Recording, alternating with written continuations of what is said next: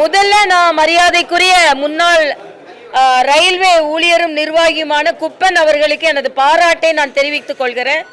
Heat exchangers அப்படின்னு மிக நல்ல ஒரு ஆராய்ச்சி புத்தகத்தை ரயில்வே ஊழியர்களுக்கும் கல்வி பயில்கின்ற மாணவர்களுக்கும் பொறியியல் மாணவர்களுக்கும் உதவி செய்கின்ற அளவிற்கு ஒரு நல்ல புத்தகத்தை 3 வால்யூம்களாக அவர் வெளியிட்டிருக்கிறார்.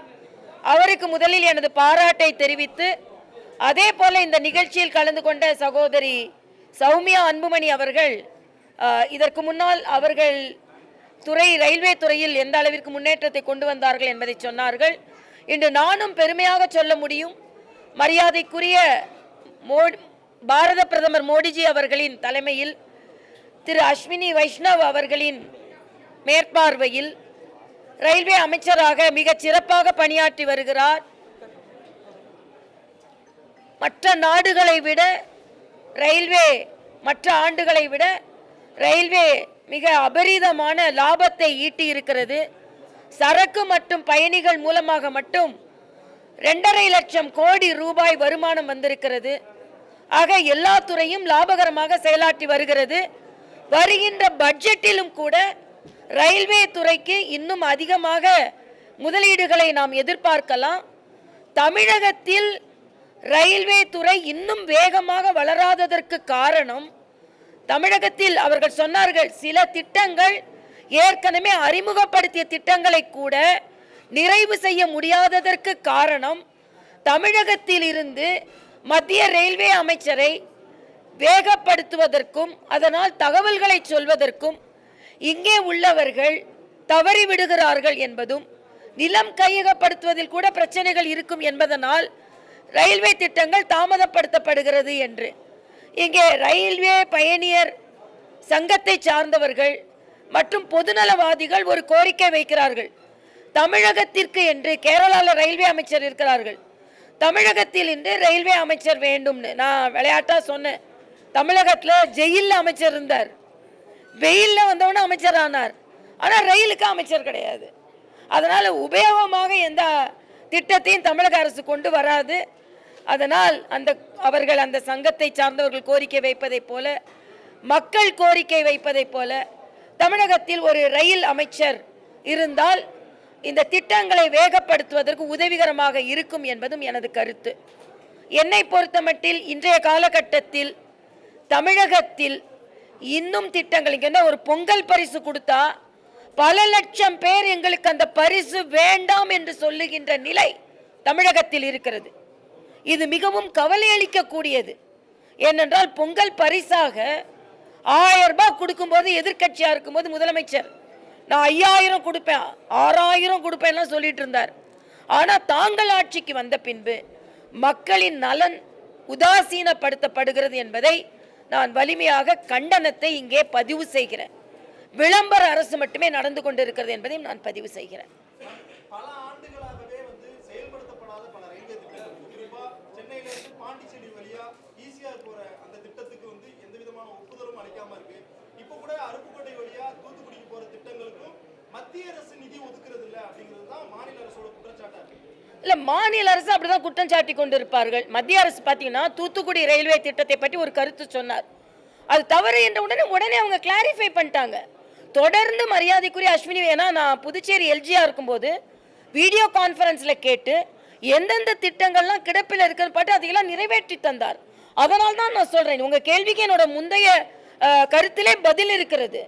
வேகப்படுத்தாததற்கு காரணம் இங்கே அந்த சங்கத்தை, ரயில்வே சங்கத்தை சார்ந்தவர்கள் இன்னொன்று கேட்குறாங்க, அந்தந்த மாவட்டத்திற்கு ரயில்வே அதிகாரி இருக்கணும், அப்போ தான் விரைவுபடுத்த முடியும்னு. கொஞ்சம் வேற மாதிரி யோசித்து சிந்திச்சு செய்யுங்களேன்றதான் எனது கருத்து. தமிழக அரசு அப்படிப்பட்ட ஒரு, இன்னைக்கு மீன் வளத்திற்கு கூட ரொம்ப நாளாக மீன் பற்றி பேசிக்கொண்டே இருந்தாங்க. நாங்கள் வந்த பிறந்தான் மீன் வளத்திற்கு என்று தனி அமைச்சகத்தை கொண்டு வந்தோம். அதே மாதிரி சில விஷயங்களை கொண்டு வாங்க அப்படின்னு சொல்கிறது தான்.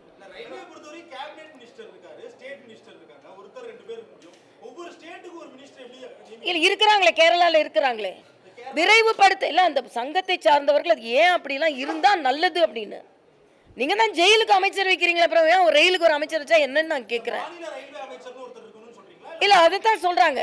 நான் என்னோட கருத்து இல்லை, கேரளாவில் அப்படி இருக்காங்க. அதே மாதிரி தமிழகத்திலேயும் நியமனம் செய்யுங்க என்று ரயில்வே பயணீட்டாளர்கள் சங்கம் ஒரு கோரிக்கை வச்சிருக்காங்க. அப்படி இருக்குன்னு சொல்றாங்க. அது டெக்னிக்கல் ஃபீசிபிலிட்டி எனக்கு தெரியாது. இருக்கு, கேரளாவில் இருக்கு, நான் படிச்சதை தான் சொல்றேன்.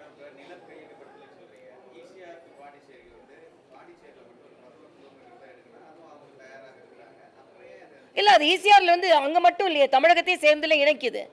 நாங்கள் ஏர்போர்ட்டுக்கே நாங்கள் நிலம் கேட்டோம், ஏர்போர்ட்டில் தமிழகமும் சேர்ந்து வருது. அதனால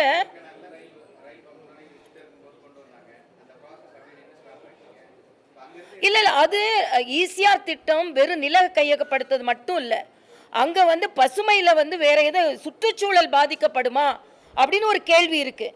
அந்த கடற்கரை ஓரமாக அந்த ஈசிஆர் ரோடில் ரயில்வே திட்டத்தை அமைத்தால் அங்கே பசுமை சூழலுக்கு பிரச்சனை வரும். ஏன்னா நாங்கள் இருந்ததுனால சொல்கிறேன், அந்த ஆராய்ச்சியில் தான் தாமதப்படுத்தி தர.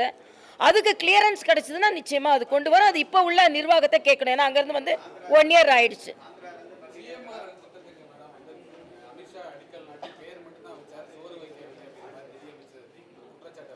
இப்போ இல்லை, அதாவது இல்லை இல்லை, அது ஏன் சொந்த நிதியில் செலவு பண்ணீங்க? நாங்கள் பார்த்துக்குறோம் நீங்கள் சொன்னீங்க, நாங்கள் பார்த்துக்குறோன்னு சொன்னீங்க. அதனால் நாங்கள் இந்த திட்டத்தை நாங்கள் நிறைவு செய்கிறோன்னு நீங்கள் செய்ய முடியாதுன்னு என்னைக்கு சொன்ன உடனே மத்திய அரசு அதற்கான நிதியை ஒதுக்கி இருக்கிறார்கள். அதனால் இன்னைக்கு வந்து பல திட்டங்களை தமிழக அரசு விரைவுபடுத்தாததற்கு காரணம் அதன் மீது இவர்களுக்கு அக்கறை இல்லை. அக்கறை இருக்கின்ற எல்லா திட்டங்களையும் மத்திய அரசு செவிசாய்த்து கொண்டு தானே இருக்கிறது. அதைத்தானே நாம் இன்னைக்கு சொல்கிறோம்.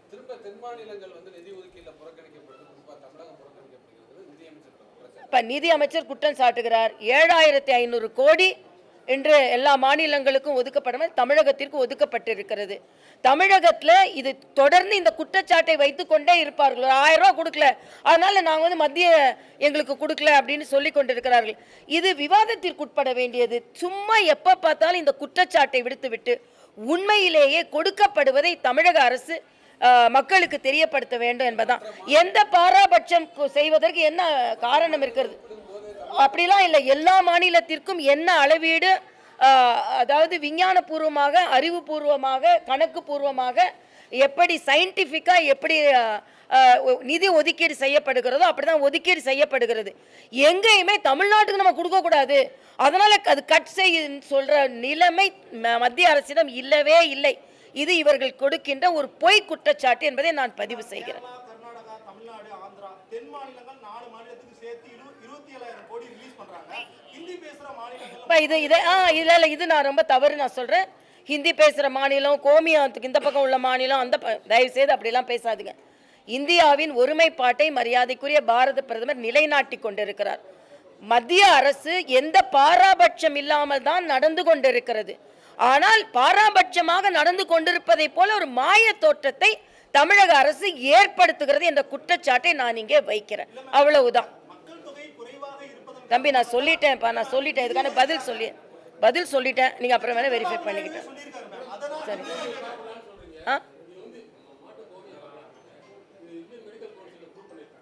அதாவதுப்பா, இது ஆயுர்வேதம், இது வந்து ஆயுஷ் இன்டகிரேட்டட் மெடிசன் இல்லை. ஒரு நிமிஷம், இன்டகிரேட்டட் மெடிசன் அது ஆராய்ச்சி பூர்வமாக கோமியத்திட்ட மைக்ரோ ஆர்கானிசத்தை ப்ரிவெண்ட் பண்ணுற கேரக்டர் இருக்குன்னு கண்டுபிடிச்சிருக்காங்க. அதனால தான் வீட்டுக்கு முன்னால் தெளிப்பாங்க, அது வீட்டுக்கு முன்னால் தெளிப்பாங்க. அதனால் அது வந்து ஆராய்ச்சி பூர்வமாக ஆயுர்வேதத்தில் மாட்டின் சிறுநீர் என்கின்ற கோமியம் மருந்து என்று எழுதப்பட்டிருக்கிறது. அமிர்த நீர் என்று குறிப்பிடுகிறார்கள் அதை. ஆக அந்த மருத்துவத்தில் ஆயுர்வேதத்தில் அது மருந்துன்னு சொல்லியிருக்காங்க. நீங்கள் வந்து நம்ம தமிழ்நாட்டில் நம்ம சங்க இலக்கியத்தில் மாட்டு சாணம் பூசிய முற்றங்கள் சொல்லப்பட்டிருக்கிறதா இல்லையா? அப்போ மாட்டு சாணத்தில் உங்களுக்கு கிருமி நாசினி இருக்குன்னா மாட்டு சிறுநீர்லையும் கிருமி நாசினி இருக்கு. அதைத்தானே நம்ம சொல்கிறோம். எல்லா மிருகங்கள் உள்ள நம்ம சொல்லலை. இந்த சிறுநீருக்கு இந்த குணம் இருக்கிறது என்பது ஆராய்ச்சி பூர்வம். இன்னும் சொல்லப்போனால் மியான்மர், ஆப்பிரிக்கா போன்ற நாடுகளில் இதை எடுத்துக்கொள்கிறார்கள். அதனால இது ஒட்டுமொத்தமாக புறந்தள்ள முடியாது. இது ஆயுர்வேதத்தில் மருந்தாக சொல்லப்பட்டிருக்கிறது, ஆராய்ச்சி பூர்வமாக நிரூபிக்கப்பட்டிருக்கிறது என்று நான் சொல்றேன். இல்லை அதுக்கு வந்து 80 வகையான நோய்களுக்கு அதை பயன்படுத்தலாம்னு ஆயுர்வேதம் சொல்கிறது. அதில் அவர் சொன்ன காய்ச்சல் வந்து அந்த 80 வகையான நோயில் ஒன்றா இருந்திருக்கலாம்ல. ஒரு அறிவுபூர்வமாக, ஒரு விஞ்ஞானபூர்வமாக ஒரு தொழில்நுட்ப கல்லூரியை தலைமை தாங்கி கொண்டிருப்பவர் சும்மா சொல்வாரா நான் கேட்குறேன். ஆக நீங்கள் வந்து என் உணவு என் உரிமைன்னு நீங்கள் சொல்கிறீங்க. ஒரு இடத்துல போய் மாட்டு இறைச்சியை கொண்டு அலுவலகத்தில் தூக்கி வீசுறீங்க. இதை மாதிரிலாம் செய்கிறீங்க. ஆனால் விஞ்ஞானபூர்வமாக அது மருந்து என்று சொல்லும்போது ஏன் அதை ஒத்துக்கொள்ள மறுக்கிறீர்கள்? பாஜகவோ இல்லை என்றால் இந்திய பண்பாட்டு முறையில் எது சொன்னாலும் அதை ஒத்துக்கொள்ள மாட்டோம். அது படித்தறிந்தவர்கள், அது உண்மை. அவருக்கு என்ன உள்நோக்கம் இருக்க முடியும்? கோமியம் என்பது அது பதப்படுத்துவது. பஞ்சகவியம் என்பது இன்னைக்கு அமேசான்லேயே கிடைக்குது. அதனால இது சயின்டிஃபிக்காக ப்ரூவ் பண்ணது என்பது ஏன்னா இன்டகிரேட்டட் மெடிசனில் எனக்கு நம்பிக்கை உண்டு. நான் வந்து மருத்துவம் படித்த அலோபதி படித்த டாக்டர். ஆனால் ஆயுஷ் என்ற இன்டகிரேட்டட் மெடிசனில் எனக்கு நம்பிக்கை உண்டு. அதில் இதுக்கு என் நம்பிக்கை எனக்கு இருக்கிறது. அதே நான் சொல்கிறேன். நடிகர் விஜய் வந்து பரந்தூர் சென்று அங்கே கூடிய மக்களை சந்திச்சிருக்காரு. விமான நிலையத்தை வந்து கடுமையான வேறு இடத்துல வந்து விமான நிலையத்தை எப்போ சொல்கிறாரு? 910 நாட்கள் மக்கள் போராடுறாங்களாம். 910வது நாள் இவர் போறாராம்.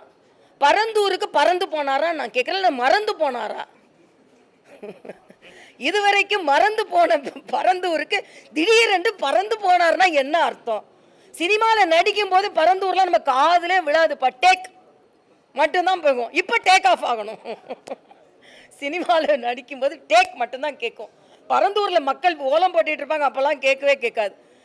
அங்கே முடிச்சுட்டு இங்கே டேக் ஆஃப் ஆகணுன்னோட நான் இங்கே ஒரு டேக் ஆஃபுக்காக அங்கே போயிட வேண்டியது. என்னப்பா இது? இது வந்து மாநில அரசு தேர்வு செய்து கொடுத்த இடம். மாநில அரசு தேர்வு செய்த இடத்தை மத்திய அரசு ஏன் ஏற்றுக்கொண்டது என்றால், மீனம்பாக்கத்திலிருந்து கனெக்டிவிட்டி இருக்கணும், பெங்களூர் ஹைவேலேருந்து கனெக்டிவிட்டி இருக்கணும், டிஜிட்டல் கனெக்டிவிட்டி இருக்கணும். என்னோட 5500 ஏக்கரில் 1000க்கும் குறைவான ஏக்கர் புஞ்சை நிலங்கள் இருக்கிறது. நான் விவசாயிகளுக்காக உண்மையிலேயே நான் அவர்களை எதிர்த்தோ இல்லைனா நாங்கள் வளர்ச்சிக்கு ஆதரவானவன் அப்படின்னு சொல்கிற மாதிரியே நாங்களும் விவசாயிகளுக்கு ஆதரவானவர்கள் தான். இதே விஜய் விவசாயிகளுக்கு கொடுக்கின்ற காம்பன்சேஷனை கொஞ்சம் கூட்டி கொடுங்க, இல்லைனா அவங்க மேலே வழக்குகளை ரத்து செய்யுங்க, அவங்க நியாயத்திற்கு போராடுகிறார்கள் என்று சொன்னால் நான் கேட்டிருப்பேன். நீங்கள் இவ்வளவு வருஷம் கழித்து இடத்த மாற்றுங்கன்னா ஏன் முத நாளே வந்து சொல்லலை? இன்னொரு இடம் இருந்தால் சொல்லுங்க. இப்போ இவ்வளவு பண்ணி நிலம் கையகப்படுத்த ஆரம்பித்த பின்பு நான் பரந்தூருக்கு வருவேன் என்றால் அது பொதுநலமா சுயநலமா என்று நீங்கள் புரிந்து கொள்ளுங்கள் என்பது எனது கருத்து. நன்றி தம்பிங்களா.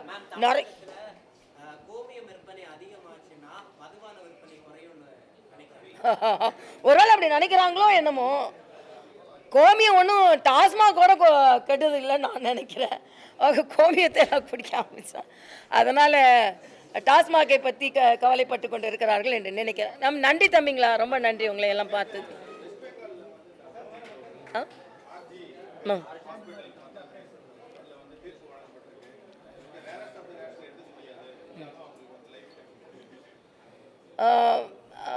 உண்மையிலேயே ஒரு நியாயம் கிடைத்திருக்கிறது. தாமதப்பட்ட நீதி தடுக்கப்பட்ட நீதின்னு சொல்வாங்க. இதில் கொஞ்சம் சீக்கிரமாகவே தீர்ப்பு சொல்லப்பட்டு இருக்கிறது. அதற்கு மக்கள் போராட்டம் ஒரு காரணம். இனிமேலாவது பாலியல் குற்றவாளிகள் திருந்துவார்கள் என்று நான் நினைக்கிறேன். இதில் ஒரு வித்தியாசமான தீர்ப்பு கொடுக்கப்பட்டு இருக்கிறது. தூக்கு தண்டனைனா அவன் செத்து போன அப்புறம் அவனோட கொடுமை அவன் என்ன நடத்தினான்னு தெரியாது, நீ வாழ்நாள் முழுசும் நீ கொடுமையை அனுபவிக்க வேண்டும் என்று ஒரு தீர்ப்பு சொல்லப்பட்டு இருக்கிறது.